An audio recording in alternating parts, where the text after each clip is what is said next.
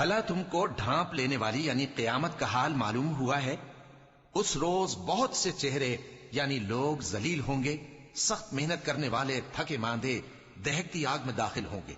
ان کو ایک کھولتے ہوئے چشمے کا پانی پلایا جائے گا، ایک سخت خاردار جھاڑی کے سوا ان کے لیے کوئی کھانا نہیں ہوگا جو نہ مفید غذا بنے اور نہ بھوک میں کچھ کام آئے۔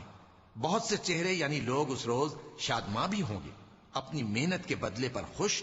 بہشت بری میں وہاں کسی طرح کی لغو بات نہیں سنیں گے، اس میں چشمے بہ رہے ہوں گے، وہاں تخت ہوں گے اونچے اونچے اور کٹورے قرینے سے رکھے ہوئے اور گاؤ تکیے قطار کی قطار لگے ہوئے اور نفیس مسندیں جگہ جگہ بچھی ہوئی۔